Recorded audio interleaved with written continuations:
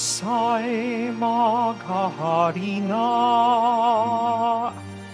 Kaligtan ang tanang sala, manalig sa balita niya. Alleluia,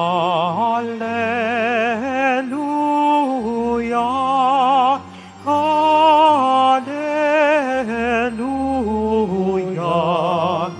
Alleluia.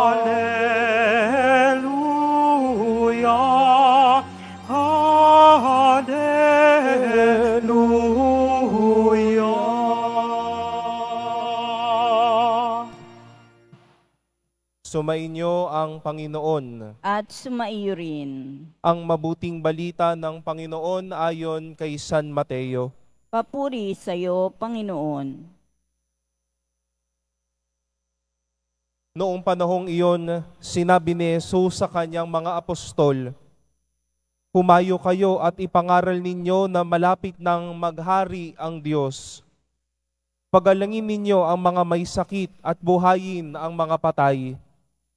Pagalingin ninyo ang mga ketongin at palayasin ang mga demonyo. Yamang tumanggap kayo ng walang bayad, magbigay naman kayo ng walang bayad. Huwag kayong magdala ng salapi, maging ginto, pilak o tanso sa inyong mga lukbutan. Huwag din kayong magdala ng supot sa inyong paglalakbay, ni bihisan, pampalit ng panyapak o tungkod, sapagkat ang manggagawa ay may karapatan sa kanyang ikabubuhay. At saan mang bayan o nayon kayo dumating, humanap kayo ng taong karapat-dapat pakituluyan at manatili kayo roon habang kayo'y nasa lugar na iyon. Pagpasok ninyo sa bahay, sabihin ninyo, maghari nawa ang kapayapaan sa bahay na ito. Kung karapat-dapat ang mga tao sa bahay na iyon, panatilihin ninyo sa kanila ang inyong bati. Ngunit kung hindi, bawiin ninyo ito. At kung ayaw kayong tanggapin o pakinggan sa isang tahanan o bayan, umalis kayo roon at ipagpag ang alikabok ng inyong mga paa. Sinasabi ko sa inyo na sa araw ng paghuhukom ay higit na mabigat ang ipaparusa sa mga tao sa bayang yaon kaysa dinanas ng mga taga-Sodoma at taga-Gomora." Ang mabuting balita ng Panginoon. Pinupuri ka namin, Panginoong Hesukristo. Magsiupo mo na ang lahat. Magandang gabi po sa inyong lahat, mga minamahal kong kapatid kay Kristo. Natitipon po tayo ngayon sa pagdiriwang natin ngayong gabi, ngayong Huwebes sa ika-14 na linggo sa karaniwang panahon.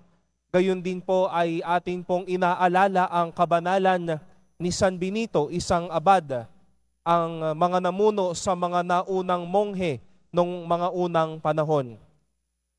Para po sa ating pagninilay, nais ko pong simulan ito sa pag-imbita sa ating lahat na kung marahil hahalakutin o titignan ang puso ng Diyos ngayon, sa pinakamabuting tao, kapag kaharap niya ang pinakamabuting tao, hanggang sa mga taong may malalaki at malalalim na kasalanan, ano po kaya ang makikita po nating mga laman, hangarin o mga salitang manggagaling sa Diyos? Marahil sa pinakamabait at sa pinakamakasalanang tao, natitiyak po tayo na ang laman ng puso ng Diyos walang iba kundi yung mga magagandang balak niya sa taong ito, o hindi kaya ang kanyang kagustuhan na ang taong ito ay mapamalas niya ng kanyang pagpapala, maging mabuti, magbagong buhay, at maging totoo sa kanyang sarili. May galit, pero nangingibabaw ang pag-unawa, nangingibabaw ang awa sa taong ito. At ito po ang magandang imbitasyon ng ating mga pagbasa ngayon. narinig po natin na ang napakagandang kwento ni Propeta Osias kung papaanong tinuturing ng Diyos ni Yahweh ang bayang Israel. Tinuring kitang anak, pero ikaw ay nagligaw ng landas, ikaw ay nagkasala. Sinabi pa nga po ng ating Panginoon, mukhang lalagablab na ang aking galit, pero hindi ako tao, Diyos ako.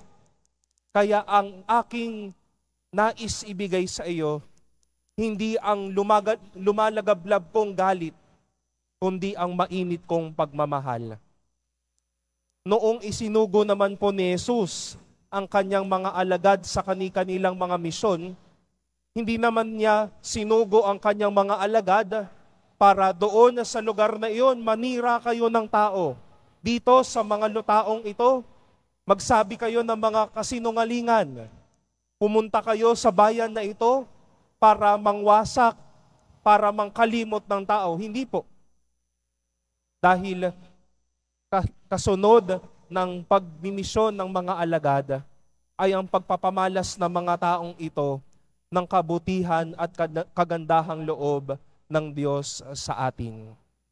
Muli mga kapatid, kung titignan po natin kung ano ang nasa puso ng Diyos, kagandahang loob ito para sa atin. Kung ngayon po, kung titignan po natin ang laman ng mga kalooban po natin ngayon, ano po ang mga nasa loob ng mga puso ninyo? Sinugo ni Jesus ang mga alagad para gumawa ng magaganda. Pero ano po ang nasa loob ng ating puso? Baka may galit. Baka may gustong plano ng pag-aaway. Baka pagre-rebelde ang gusto ng ating puso. Pagdadamot, pagkalimot sa mga taong mahal na mahal po natin. Ang pagbibitaw po natin ng ating mga pananagutan sa mga tao. Hindi po doon sinugo ni Jesus ang kanyang mga alagad. Pinagpatuloy ng mga alagad ang kagandahang loob ng Diyos sa kanilang mga pinuntahan at sa atin hanggang ngayon. Si San Benito po ay may magandang naging tradisyon sa kanyang mga minamahal na kapatid sa monasteryo at dala-dala po ito ng mga monghe, ng mga Benediktino ngayon. Sa umpisahan po ng kanilang mga pangalan, nakalagay ang salitang Dom, D-O-M, a short word that would mean Lord.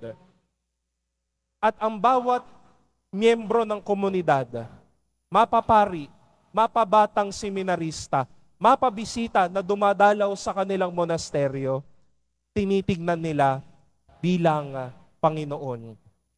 Hindi udyok ng utos, pero udyok na nanggagaling sa pusong may kagandahang loob. Mga kapatid ko, ang pagtingin po natin sa bawat isa ay mukha ng Panginoon. Marahil ang maipamamalas natin ngayon, kagandahang loob ng Diyos. Sinusugo po tayo ng Diyos, hindi para magdala ng kasamaang loob, kung hindi para maging totoo, maging makulay ang kagandahang loob ng Diyos sa ating iniisip, sa ating puso, sa ating mga salita, at sa ating mga gawa.